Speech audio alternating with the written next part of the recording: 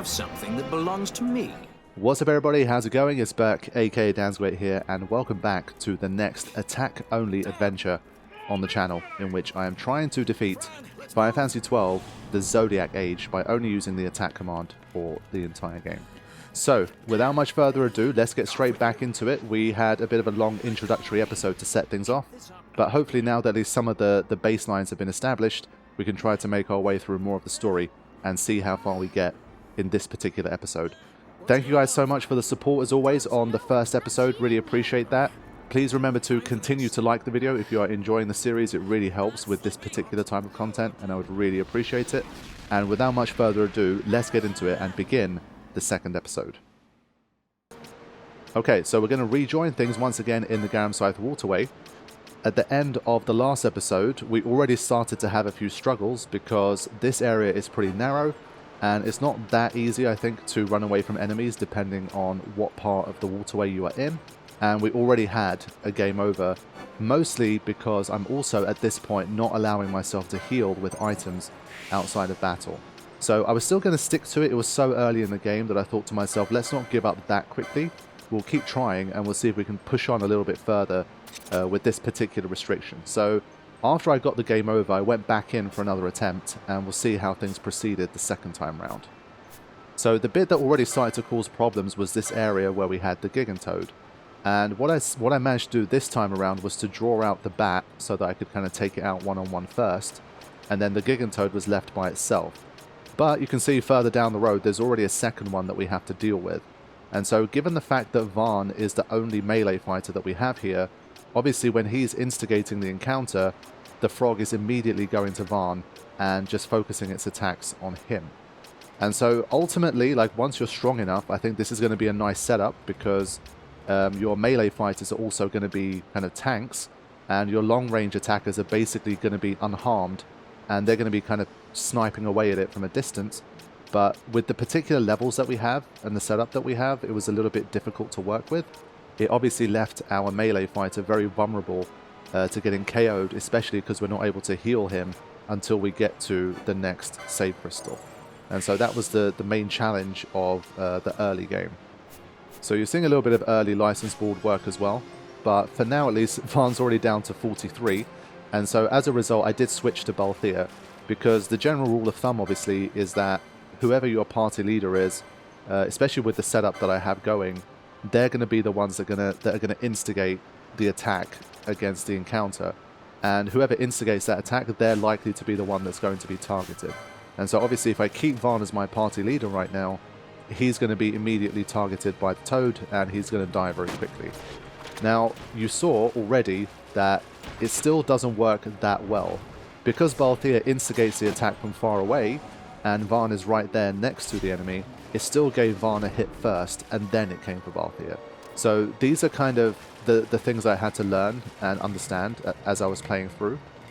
And so it's definitely not foolproof. You can't just sort of have your party leader instigate things and then expect that the enemy will immediately only target them and go for that. So Varn was already once again in a very vulnerable state. And if you look at the situation down there, it's incredibly busy. This is why, again, just trying to sprint through in certain places is just looking incredibly difficult. So this is the bit that got me last time. Let's see if second time around I can kind of survive here. So again, I'm trying to create a situation in which I don't trigger off attacks against all of them at the same time. But my melee fighter is obviously immediately sprinting in there and putting himself in the line of fire. And as a result, I think you can imagine what's going to happen next here. There you go. So Varn is dead again. And so the melee fighter here is a big problem. Like if they're not strong enough to kind of withstand the attacks that we have going on here, and we don't have heals, then it's looking like it's going to be pretty difficult if you have an extended period of gameplay where there's no save crystal to heal from.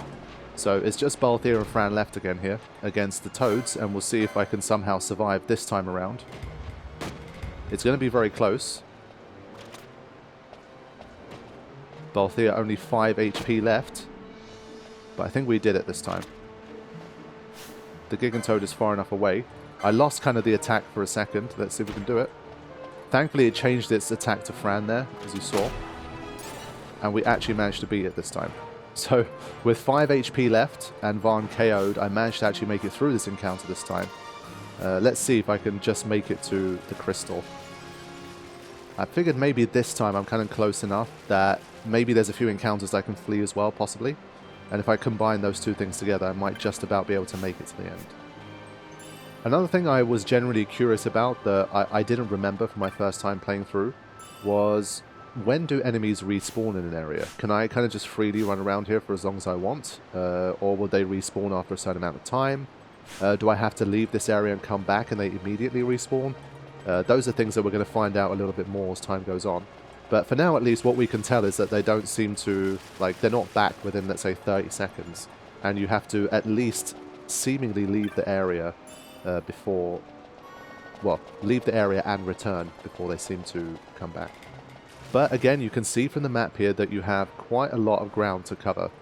And already, given the fact that Balthier is down to 5 HP and Varn's gone, and I'm not allowed to heal at this stage, it was looking very unlikely, and I was already starting to think, yeah, maybe this isn't such a good idea, and I should give up on the whole no healing thing. But hey, I'd only had one game over up until this point, so it's not like I spent hours grinding through, and as luck would have it, a save crystal materialized here, and so I thought, well, okay, fair enough. I didn't realize that there was going to be one there, and so that was definitely a sight for sore eyes. So Varn is back, and I thought, well, this is a little bit of a halfway house here, I guess, for these encounters, and I thought, okay, maybe there is a small chance I can get through the Waterway without having to rely on any heals. So what I'm going to do now is move things along a little bit, and we'll fight our first truly, like, mandatory, I guess, mini-boss encounter, and we'll see what happens. It is, of course, this point in the story in which we meet Ash, who is, of course, Amalia at this stage, and she will be a guest party member for a little while. And the good thing is, while this cutscene plays, it's worth mentioning, one good thing about the Zodiac Age is that we will be able to control the gambits of our guest characters. And so basically, I think previously in the OG version, it's not something you could do. And part of the gambits of the guest characters is often things like potions. So in battle, they will use potions if one of their party members is below a certain amount of HP. Normally, of course, that's a good thing. Like, I don't have an issue with that. But when it comes to something like this, obviously we want to avoid that where possible. Now, in this particular fight that you're watching now, I have absolutely no control over what Ash does.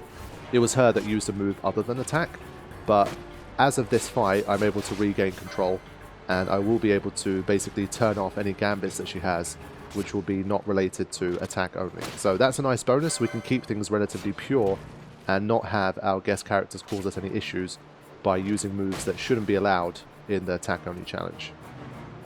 And so with that, now we can actually face the proper mandatory mini-boss encounter that we have, and that is going to be against 4 Flans.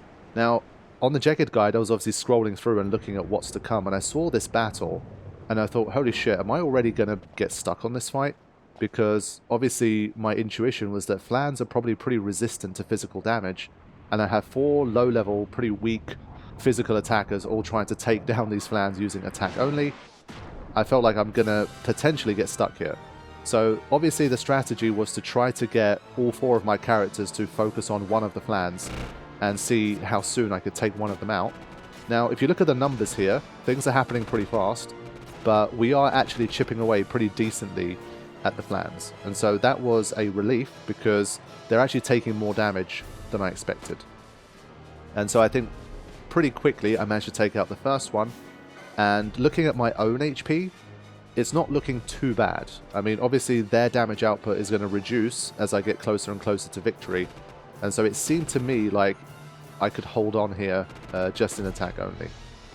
They're spreading their attacks out on my party as well. I think if they did the same thing and focused in on one of my party members and kind of systematically KO'd them, then I think we'd be in more trouble. But thankfully, everyone's kind of spread out, and the attacks are spread out as well. And so that's brought us enough time to take these guys out. Amalia got hit with blind there, which obviously is a problem, but I think we got far enough along in the fight that it's not going to affect us from here on out. Like, we still have the upper hand here, and we should maintain it for the rest. So you're seeing here, I mean, let's say theoretically you got a little bit of bad RNG and a couple of them got blinded very quickly, then there's a chance I think we could have lost this fight. If you look at the HP numbers, we're down to double digits for everybody, with Flan almost dead here. And so, honestly, I think it was probably like 80-90% that I would win this fight. But I do think there were probably some RNG situations in which it could have gone wrong. And so, thankfully, that didn't happen. And on the very first attempt, we managed to thankfully beat the Flans and continue our journey. So, yeah, my fears were unfounded for this one. They weren't particularly strong, I think, to physical damage. Or even if they were, we seemed to still overpower them anyway. And so, all good, and we could continue the adventure. In the name of speeding things along, obviously, whenever I encounter situations like this, after a boss battle, the game tends to be quite generous and give you a save crystal before it. And so it's relatively easy to either just quickly go to it or to backtrack a little bit to get to the save, to restore your HP and to obviously save. And so whenever I had a situation like this, obviously I immediately ran back to the save, made sure that I got my HP back, put in a new save, and then continued to make progress. At this point, we obviously have a new guest party member, and so Garamscythe Waterway, as of this point with 4 characters, automatically becomes even more easy. And so I'll show a little bit of the combat here with Amalia in the team as well. In general, it was fine, and I did have a save crystal to sprint back to, worst case, if I really needed it. And so we don't need to spend too much time on the next bit. What we can do, though, is move forward to the first, I would say, real boss of this challenge, and see how I fared against Firemane, because this was definitely a lot more interesting. As you can see from our HP, our levels are slightly higher here. Nothing too special, but we are over 200 for a few of them. And before we can get out of the Garamscythe Waterway and continue the story, we have to defeat this particular boss. Now, Firemane has 3,571 HP, which, when I saw that number, I was like, wait, that's a lot. Like, the Flans have apparently about 350 to 400 HP. There's 4 of them, which obviously gives us about 1,500 to 1,700 or so HP. This guy has double that. And so even though our levels aren't that much higher, we have to deal with something pretty powerful here. It's a level 7, and it will have some powerful attacks. So let's just go straight in. Obviously, strategically, there wasn't really too much to do other than just fight it and see what happens for the first one. And then we'll kind of see what ended up happening and how I ended up getting past Firemane. So you can see it's a level 7, that 3,500 HP. It's weak to water, but at this stage, of course, I don't have anything that makes me attack with a water element. So there's no, like, I don't know, some kind of water arrows, some kind of bullets infused with water, if that exists. Like, I don't have any kind of water strike here to help me out. And you can see Vaan is already looking like he's in trouble, and it does this special move here, which looks pretty impressive, and Vaan took 90 damage there, and Amalia is almost dead as well. So I've barely done like a quarter of his HP, and I've already lost 2 of my 4 characters.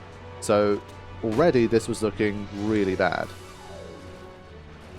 The fire spell did 70 damage there, and so given our HP levels here, we can barely survive like 3 or 4 hits from this guy. And because of that 3,571 HP, and we're doing about 50 to 60 per hit, it was looking like we were in trouble here. Firemane completely kicked our butts the first time that we faced it. So it's readying a move called Rush, and pretty soon Flan is going to fall as well. And yeah, this is looking really bad. So Barheim has max HP here, but obviously on his own he's not going to be able to do too much, and there's absolutely no chance of him taking out all of Firemane's remaining HP all by himself. And so already, I would say this is the first real boss of the game. And already, we have problems. And so I thought to myself, well, where do we start? What is the strategy here? Because there isn't seemingly too much that we can do. Now, this was one of the rare occasions, I think, where the Jagged Guide actually provided something very useful in terms of like the mechanics as well. Obviously, the Jagged Guide does offer information about like enemy weaknesses and mechanics and that kind of thing. I think for most players it tends to be quite intuitive, and I don't think strategically they give you that much stuff. But for this one, they had one line in it which I wouldn't really have guessed myself, but that was really helpful for this fight.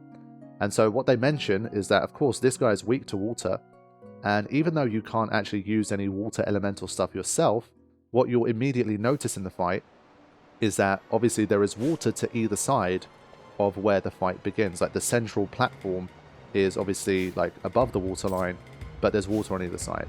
And what it says is that if you can draw Firemane into the water, not only does it take more damage from your attacks, its own attacks also do less damage.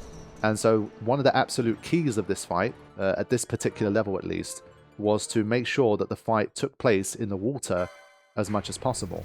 What you can do, which is another good tip, is what you're seeing here. So Jagged said, if you use the flee command, you can basically make your party members run with you into the water, and obviously the boss is going to follow you in there, and so you can take the fight into the water from the very beginning. So this is attempt 2, and hopefully you're going to see that things are going to go slightly better here because we're in the water.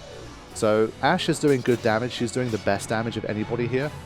She's doing 80 damage, which is pretty nice.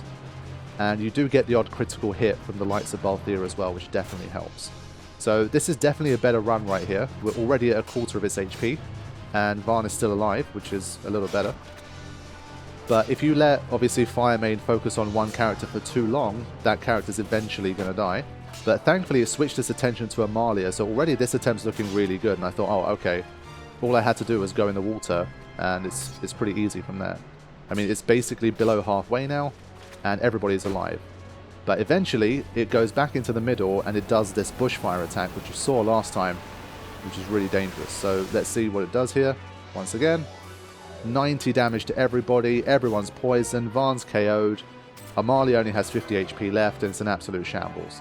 So we were doing really, really well, but then it busted out that move, and now we're in big trouble. So we're back down to Balthier and Flan again, and it's basically already, I think, game over again. But let's see if we can still get the job done here. Maybe there's a chance we can get some criticals or survive. And another problem with this boss that you literally would have just seen there is that because it does a lot of this kind of phasing in and out, while it's doing that, sometimes you lose the ability to target it, and as a result, it's kind of delayed in terms of your ability to continue your attack, so it slows you down as well, which is quite frustrating. So this attempt broke my spirit a little bit, because we started so well, but then we got hit with something really problematic. I mean, 90 HP damage is like half of our health bar in one go, and it gives you poison, and it can use it more than once in the fight.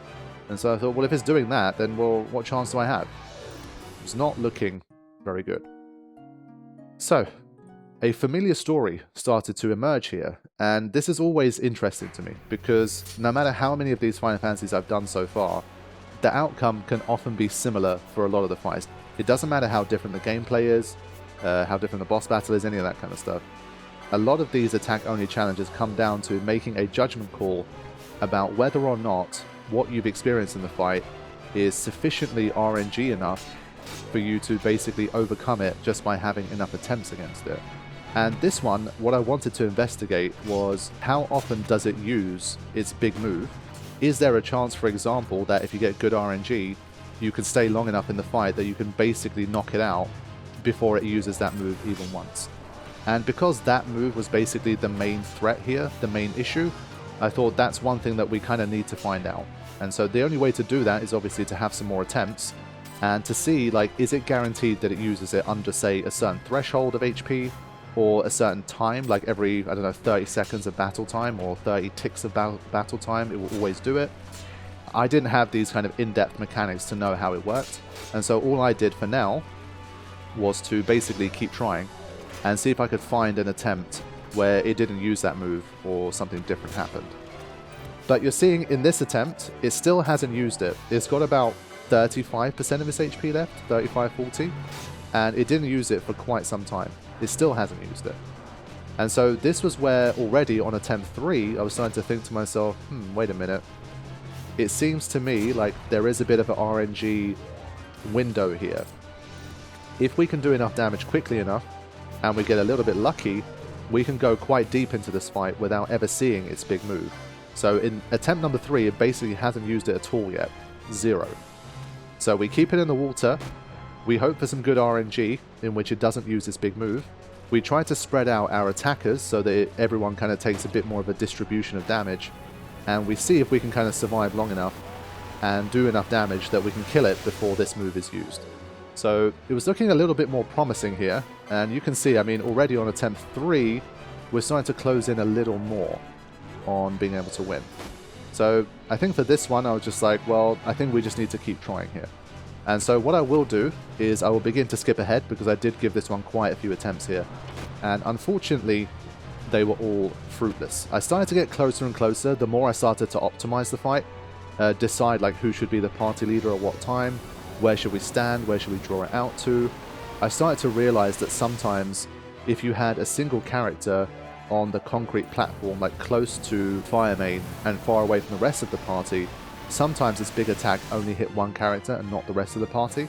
So during my attempts, I did discover these things, but ultimately I decided that it's so early in the game, and I hadn't done any leveling up of note up until this point, that maybe it was worth at least trying to get 1 or 2 more levels and fighting this guy again, because it was a level 7 and my party level was 5, so I thought maybe it might be worth pushing up 1 level or 2 levels to see if that's just going to be enough to get us that final like 20 to 30% HP that we consistently fell short on in the previous attempt. So I'm going to skip ahead now to what the winning attempt ended up being.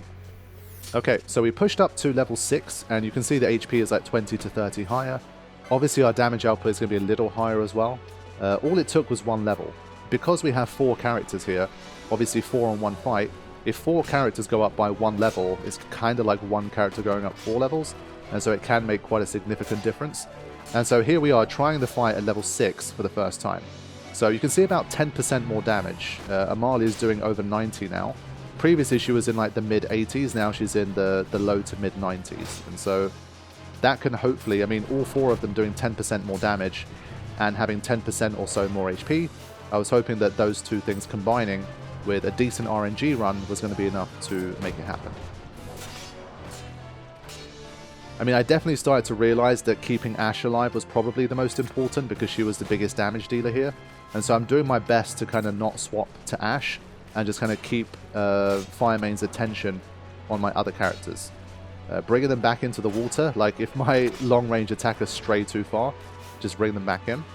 So Vaan is KO'd, but the others are fairly okay. I mean, Balthia's in danger here, but Amalia hasn't taken any damage yet, and so I was hoping that she might be able to kind of take us through to the end. And so you're seeing all of these like small things that I'm doing that I wasn't doing before. So when this guy, for example, goes to the central platform and starts to prepare for its big attack, all of my characters instinctively sprint towards the middle platform, and I didn't want that to happen. And so you can see Balthia ended up there as well. And Ashe, as a melee fighter, obviously her instinct is to sprint towards the boss immediately. And so I have to kind of swap to them manually and bring them back into the water so that I can keep them where I need them. And so these were the kinds of small optimizations that I had to make. And these are, of course, things that aren't relevant in the attack-only things that I've done so far. And so in that sense, it was kind of cool, because we're having to do things that we didn't have to previously do. And so we're nearly there. Rush comes in, 66 damage. But we're almost there, we just need a couple more hits here. And finally, after about, I would say, 10 to 12 attempts, we managed to take down Firemane. I would say like 30 to 40% of the fight was leveling up, and 60 to 70% of the fight was like optimization and just RNG and repeat attempts, where obviously learning to keep the fight in the water, recognizing who was dealing the most damage and trying to keep them safe for as long as possible, pulling characters back in when they tried to sprint into the central platform.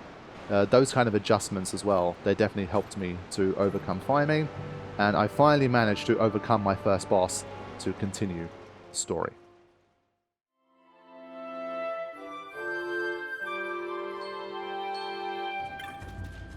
So we defeat Firemane, continue the story, and our reward is to go to the Nalbina dungeons. And so that is going to be the next section of gameplay here. We will continue to move things along at a rapid pace where possible.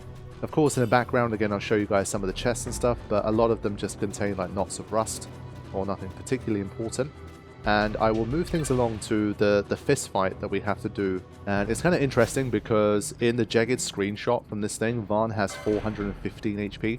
And so my Vaan is relatively underleveled, I would say, compared to that one. But despite the fact that we've only kind of grinded, quote-unquote grinded for 1 level, I would say we're still a little bit underleveled at this point. Considering the fact that the boss that we fought was a level 7, The fact that we're at level 6 at the moment and continuing the story, I would say level-wise we're definitely far from being OP. So let's check out this fist fight. At the end of the day, because it's designed to be something that you can win with your fists, obviously attack only I don't think matters too much here.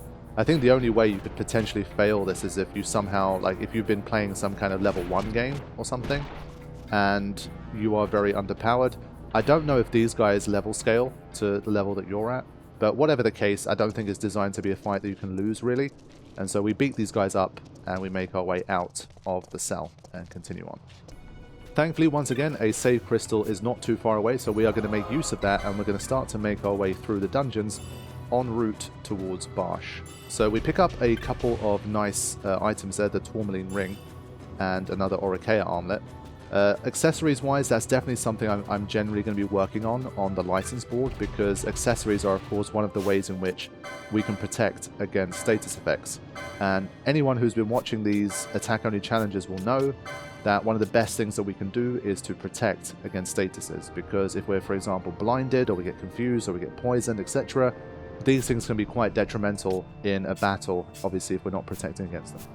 And so the best way to do that in this particular game, since we can't cast anything to recover, and we can't use any items to recover the status, is to try to have accessories and equipment in the first place that will stop you from being afflicted by them. And so that's why, for example, I'm having a look at the license board here and seeing where the tourmaline ring is. That one protects you against poison. And in general, poison it doesn't seem to be too terrible in this game. But I think if there can be certain situations where if the battle continues on for a long time, it could get you in trouble. And at this point, at least, I still wasn't using items outside of battle. And if you're going through more of a dungeon area and you get poisoned and you're far away from a save crystal, that obviously your HP is just going to be eaten away pretty quickly, and you're not going to be able to recover. So obviously trying to protect against poison was still pretty useful at this early stage.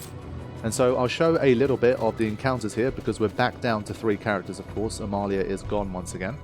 But we should be relatively okay. I mean, if you're careful here, you shouldn't be encountering more than like 1 or 2 of them at the same time. And so here's what a regular encounter looks like against these guys. We can't take them out in one set of hits, which is a bit of a shame. We do need at least about 5 to 6 hits for each one. But again, the save is not too far away. And the fact that we can take them on kind of 1 at a time, or 2 at a time, is not too bad. And, well, we're gonna get closer and closer to leveling up as well, which is obviously going to be useful. So for now, at least, things are looking relatively safe. I mean, Varn, even though he's the melee attacker here, he hasn't really taken too much damage. But Balthier as the party leader, you can see the party leader is oftentimes the one that's going to be targeted, and the one that's potentially the most vulnerable to damage. But still, my logic was that I should try to have the long-range character be the party leader, because I can instigate battles earlier, and because I'm further away, if it's like a pure melee fighter that I'm up against, it will take an extra second or 2 for them to run over to me to try and do damage, and maybe in that small window while they're running to me, my party can get enough hits in to take them out, and I can win battles without taking any damage, or minimal damage. So you're seeing already Balthier is down to 48, but the other 2 have basically full HP, and so this is the kind of situation where you can like switch party members, say to Flan, and give yourself a decent chance of keeping Balthier alive for a longer period of time. It seems like the enemies don't respawn very quickly or easily either, and so as a result of that, if there is a save crystal nearby, you can utilize that to heal up and then continue to clear out an area before they come back. And so in general, this was like the gameplay situation of the Nalbina dungeons. I will move it along, because the next place that we went to that was definitely a bit more difficult and interesting was the Barheim passage.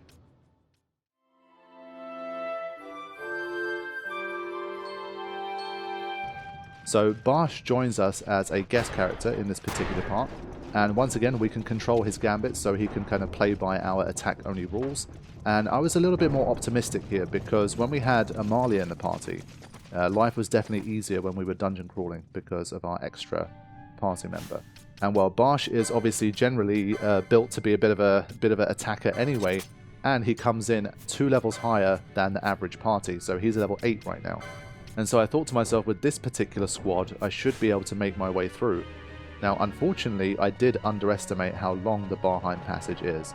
And this was actually the region of the game where I gave up on the whole, like, I'm not going to use any items to heal either. So we'll see how I got to that point. Obviously, when I first began it, I was feeling relatively confident. I thought I've made it this far. We're 3 hours in. I'm starting to get more and more used to the gameplay loop of attack only.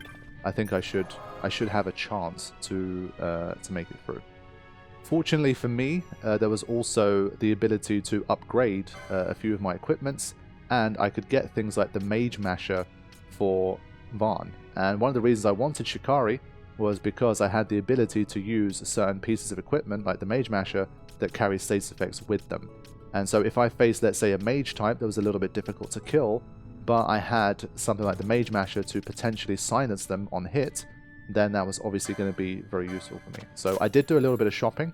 At this stage, I wasn't spending any money on items anyway, and so I thought to myself, well, I can spend whatever money I have on just improving my equipment setup.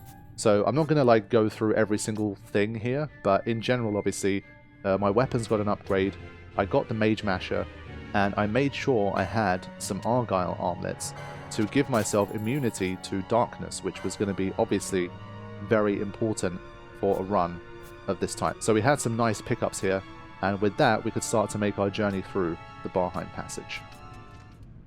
Okay, so in the Barheim passage, of course, we have this issue that we have these guys feeding off all of the energy, and the charge will fall if they continue to do their thing. So in general, the game wants you to take these guys out, recover your charge, and make your way through, because when things get dark in here, they get more dangerous, and it's something that we want to try and avoid if possible. So let's go and see how that worked.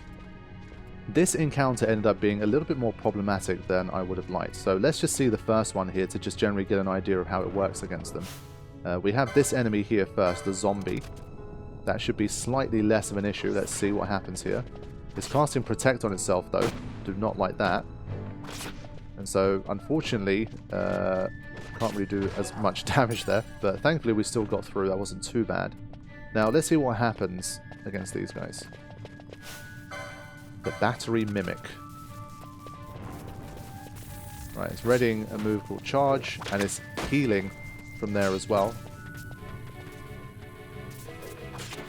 And as you can see, it's definitely not like a single set of moves there. It does a move called Discharge, which hits everybody around him.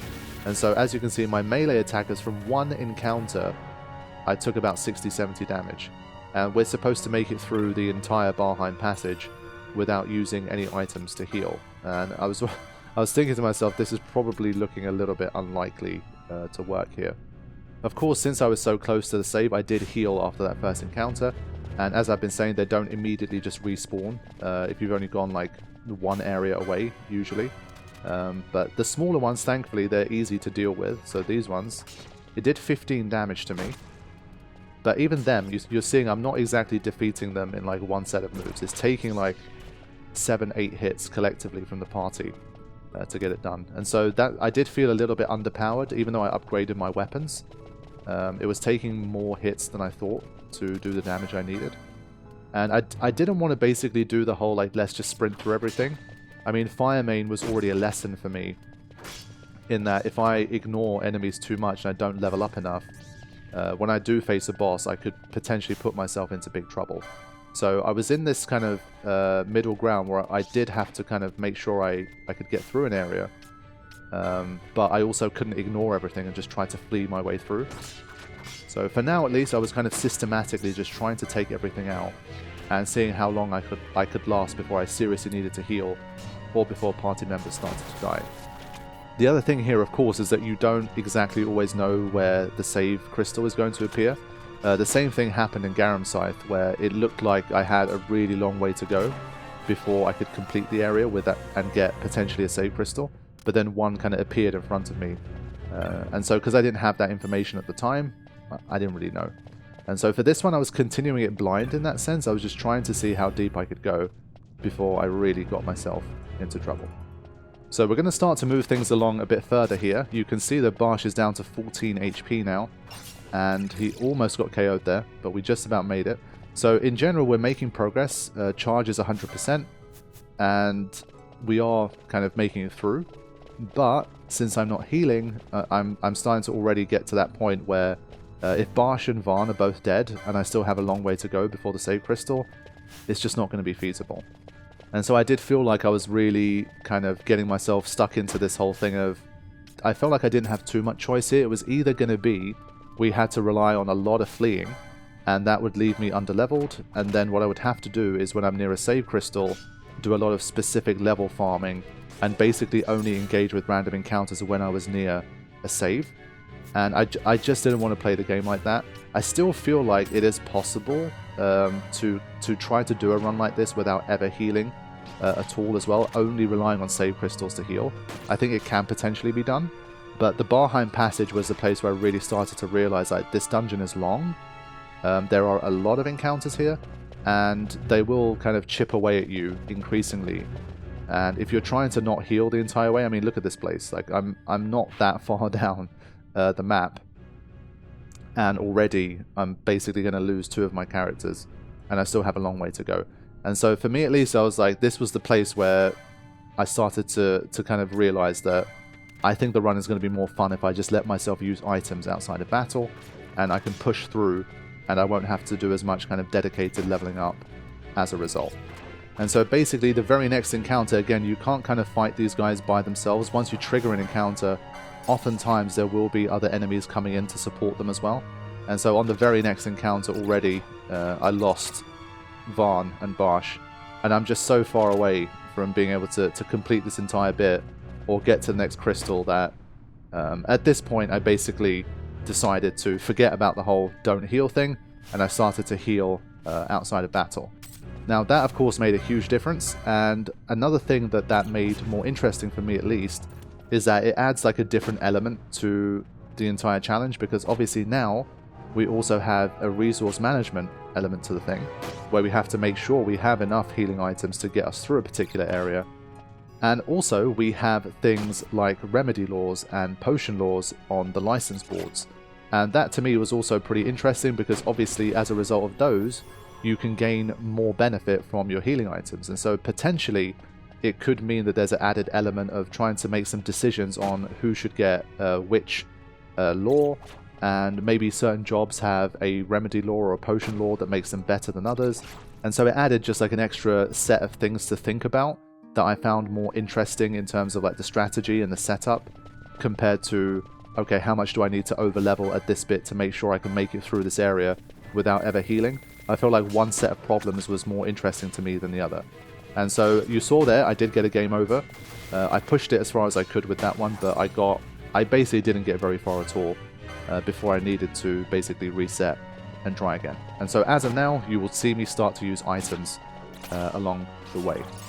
The only thing about items in this particular game that I had to be more careful of, because it just wasn't an issue in any of the runs I've done up until this point, is that I have to make sure I use them outside of battle. Obviously, in a game like 7, 8, 9, and 10, you don't have to worry about that, because it's the ATB kind of encounters are, they don't happen as dynamically as they do in this game. But with this one, for example, if you use an item at the wrong time, technically you'd be using an item while you're engaged in combat with the enemy. And so I really had to always make sure that I definitely wasn't engaging an enemy, or that an enemy couldn't engage me while I was healing. And so that's just an added kind of thing to think about when I'm using items in this particular challenge.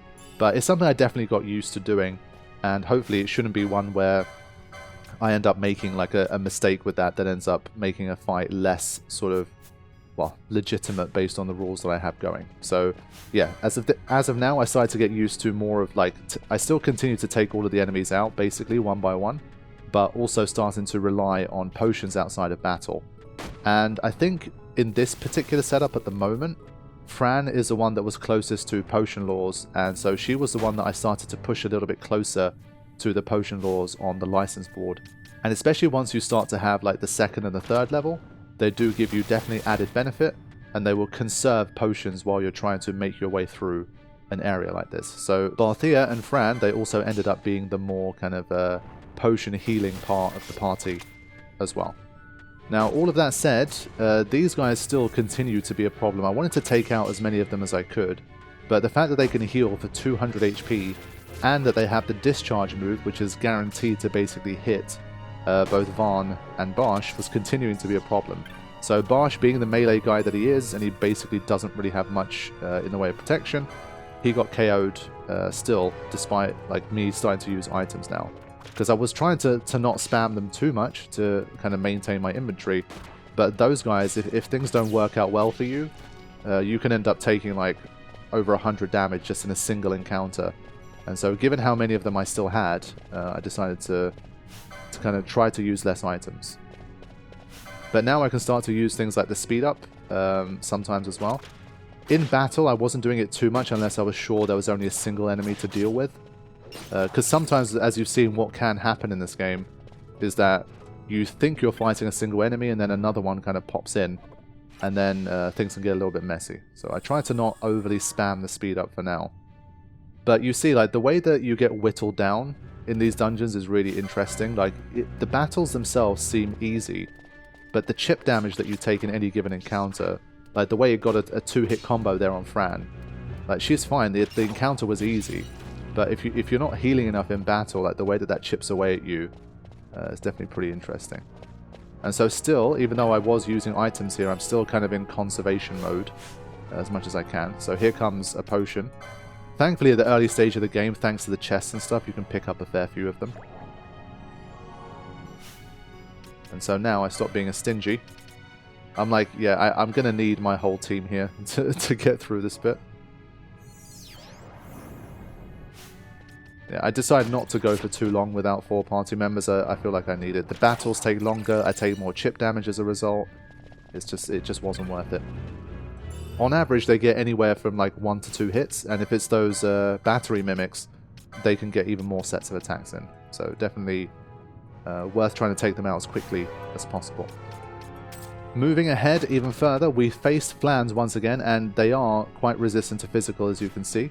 So it didn't seem to matter for the first boss battle that we did, but for this one, especially given that our HP kept being chipped away by more and more stuff, it was getting a little bit dangerous once again, and we had 2 of our characters taken out. I was trying my best to kind of not use Phoenix Downs, because Phoenix Downs are a little more expensive, and so I thought if I can get to the next save crystal without having to use the Phoenix Down, at least I can save myself a couple of them at this stage. But it's just so dangerous to try, like when you're on the back foot and you've already lost a party member or 2, it's just really, like, any encounter at this stage can potentially kill you, so you have to be incredibly careful. And so again, I'm looking around, I'm like, is there a save crystal anywhere? This area is genuinely quite big, and there just really aren't a lot of save crystals around. So again, bite the bullet and start to use those items to bring people back. So this was my general experience in the Barheim passage. As long as I was using items to keep people healed and bringing them back when necessary, I was able to continue to make my way through. Okay, so I moved things along a little bit here, and Barsh is now kind of looking a bit more like his old self. He's up to level 10, and the rest of the party members are at about level 8. So we have improved a little bit thanks to all of the encounters that we faced in the Barheim passage so far.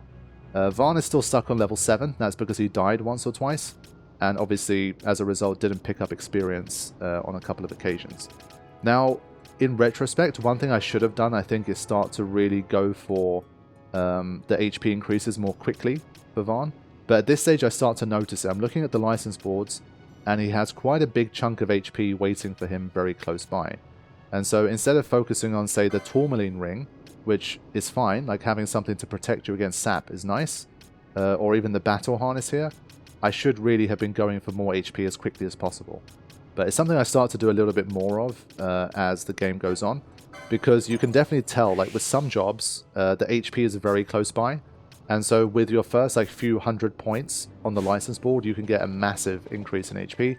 With the others, they're so far away that you would have to invest like a few hundred to even get to the first HP increase, and then when you do, you have to invest a whole bunch more. So basically their trajectories in terms of their HP can be very different depending on the moves that you make. So for now, you can see everybody has very modest HP, but within the next few hours, you're going to see a big gap start to emerge between more and more of them. So yeah, we do have these chests that turn into mimics as well, but you would have noticed that there was a save crystal about midway through the Barheim passage, and so thanks to that one I was feeling a little bit more confident about taking certain things on along the way. So you can see taking things out, got the save so I can just flee if needed and just continue to make my way through towards the Mimic Queen. Okay, so this is towards the end of the Barheim passage. I found these guys and I thought there might be a little bit more trouble because the Gigantoads were quite tough in Garam Scythe, and these obviously would have been a bit of a level up from them, but they turned out to be pretty okay. And so basically I made it towards the end of the Barheim passage, and the final boss that you have to defeat there is the Queen Mimic. And so let's take a look at things before we encounter that particular boss. So we're at level 8 for Varn now, and Flan has made it to a level 9. Barthea can equip the Horned Hat that I picked up recently. For him at least, his HP was a little bit further away. As a machinist, he's never going to get too much HP anyway, and so for him I was trying to invest in other things instead. Like getting better equipment and that kind of stuff, and eventually obviously more potion laws and that kind of thing as well. Okay, so in this room, as per usual, the game is generous and you get a nice save crystal before the boss battle, so you don't have to worry too much about that. And it's time for me to kind of check out a few things. Once again, on the license board here, I go for the shield instead of more HP. So this was a mistake. I shouldn't have done this in hindsight. Just like, I think I really should have just leaned in heavily on HP for Varn. It didn't cost me anything at this point. Like, I did continue to make my way through the game. But I think in hindsight, that's what I would have done. I would have made just a rush immediately for the HP. But once I get the monk and I notice just how much HP that monk has really early on, that kind of changed things for me, and I really started to prioritize HP more heavily for my melee fighters. So let's go in for the Queen Mimic boss battle and see how we do here. The Mimic Queen is a level 10 and has 4,073 HP. So honestly only 500 or so more than Firemane, and my levels are higher, and I have Barsh as well, who should be a pretty powerful melee attacker. So depending on what attacks it has, like AoE moves or statuses or that kind of thing, I was feeling pretty confident that if I could beat Firemane and I'm a higher level, then I should be able to defeat this guy as well. Now, the thing that makes this fight obviously different from Firemane is that the Queen Mimic has lots of its little minions around. So my gut reaction here was, let's see what happens if we completely ignore the mimics and go for the Queen. And this is where your gambits kind of play a little bit of a role. Like, if you have the wrong gambit set up here, your party members will waste a lot of time trying to attack the other mimics. And so I wanted everybody to just fully focus on the Queen and see if we can just take her down before leaving the little ones alive creates an issue. So you can see the charge going down there. It's going down pretty rapidly, but if you look at like the charge percentage versus the enemy health percentage, it's looking favorable for us. But Varn's already down to 3 HP and he's going to die pretty soon. So this is the thing with those melee fighters, obviously. They're high damage, but they're high risk, and they get KO'd first when it comes to these situations. But let's see if Varn had done enough before he got KO'd to help the rest of the team get the win. And look at that combo, 4 hits. That's the thing that I don't know exactly how that works yet. I think there's like an RNG percentage for like how many hits they can chain together for these melee fighters. And I believe when they're like critical HP, when they're low HP, they can do more of it. Now, unfortunately, despite that really nice combo, he was too close to that move and he got taken out. But my long distance attackers avoided the AoE, and that's why they're still going to continue to be so crucial moving forward. Like, that was a really nice example. 167 damage on Barsh, but these guys took no damage, and thanks to that, we're able to keep us in the fight. Then another big move comes in with an animation like that, and I was a little bit scared, and those damage chunks are pretty big here. Flan is taking big hits, and the mimics are also going after me now as well, like the smaller mimics. And so everything, like the final bit got a little bit chaotic here. Barthea is the only one left. Can he get us over the line before he gets killed? Because he is getting absolutely terrorized right now by all these mimics. He needs one more hit. 9% charge, 40 HP, 26 HP, 1 HP, and he actually clutches it. The leading man absolutely clutches it against the Mimic Queen. I was so panicked. Everything was going so smoothly. And then as soon as it did that big move and Flan died, and Balthier was the only one left with like 40 HP, I thought, oh man, I'm screwed. I'm going to have to try this one again and kind of test out that RNG and hope there's going to be enough to get me through in the next attempts. But somehow Balthier held on for just long enough to deliver the final blow. And I think that's going to be probably something that happens fairly commonly, where if we have, say, a distribution of 2 melees and 2 long distance attackers, the melee guys are going to do probably the lion's share of the damage, but then get themselves killed in the process because they're constantly in the line of fire. And then we're going to see if my long range guys can finish off what the melee attacker started, and that's exactly what happened in this particular fight. And again, these are the kind of things that are unique to this game compared to the ones I've done attack only for before.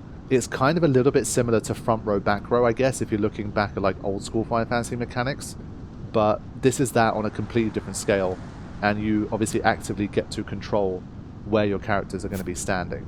And so for these kind of battles, I definitely find it interesting because you get to play around a little bit more with the battle arena and with spacing. And that's an element of why I always appreciated and enjoyed the more unique take that Final Fantasy XII has for the battle system, because it really does feel a bit more like this hybrid between action and the old school sort of ATB, CTB style setup. Because you do have a little bit more agency in how you physically move in the fight, but it's not like you're having to time anything, you're not pressing anything to block or parry or dodge or roll or anything like that. But positioning can matter, and range also can matter. And so I think that's definitely a nice touch for the game. And something I was enjoying as like a different approach compared to what I've done up until this point. And so with that, the dangerous Barheim passage is complete. I am able to return to the sands and take things out very quickly and easily. So again, we're not going to kind of hang around in the sands and just farm for like loads of different things and just kill like enemies for an hour just to level up and to get extra things. But of course, you know, while running back towards the storyline, I was taking out anything I could find, because obviously at this stage with my 4 attackers and the levels that I have, these guys were getting taken out in a single set of attacks, which is obviously what you want, because this is the kind of situation where you really don't need to heal very much and you can explore around pretty freely and collect any treasure chests that are in the sands and pick up a few extra LP points and a little bit of experience along the way.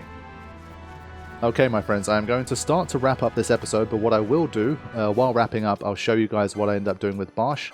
Barsh, I decided to make a monk. I feel like this guy's inherently a powerful fighter, and monk is obviously designed to do a lot of melee damage and do it fast. It also is more of a tanky type of character, so it's going to get a lot of HP as well. And the poles that are used by the monks can also hit flyers, which for a melee fighter is going to be very useful. So I'll show some stuff in the background while I'm starting to do the outro. We're still making relatively slow progress at the moment because I'm trying my best to kind of show how things are working in terms of the general gameplay loop, so that in the future, if I'm like, okay, we just kind of made it through this area and I show very little from it, you guys will kind of have context from the previous areas that I showed in more detail to see how I would have been able to do that and how feasible and realistic it would have been. And so things are slowly starting to come together now. We have our 4th permanent party member, and we start to have a nicer distribution of attackers. We're going to have 2 powerful physical attackers in Varn the Shikari and Barsh the Monk. Barsh is going to be quite the powerhouse, as you're going to see in the next episode. And Varn is not going to be too far behind, but he's going to have the added element of being fast and also being able to afflict those statuses that could prove really useful for us in certain situations. And so in the next session, we are going to make our way to the Sky City of Bujeba. We're going to meet Larsa, we're going to head into the Lusun Mines, and we are going to continue the story, pick up some more party members, fight some more bosses, and see how far we can get in our Final Fantasy XII attack-only challenge. I hope you guys are continuing to enjoy the playthrough. Looking forward to playing more of this myself, and of course sharing these videos with you guys. As always, early access is available on Patreon, and it supports the channel massively for these types of series. It's always hugely appreciated when anyone signs up on there and shows the channel a little bit of extra love. I've always tried to keep the pricing as fair as I can. The $5 tier for early access has been the same way since 2016, so I try to not add inflation prices as well. There's so many subscriptions, so many things for people to pay for anyway. I try to burden people as little as possible, and for the foreseeable future, you won't be seeing me put up any prices of any tiers or anything like that. I appreciate and I'm so grateful for any support that I get on there, that I do my best to kind of not mess with you guys too much on that, and just really appreciate the support and try not to make it any more difficult for you guys than it has to be. And so in any case, we'll be continuing the series on the channel very soon. Look forward to showing you guys more. Hope you are continuing to enjoy things, and I will see you soon. Take care.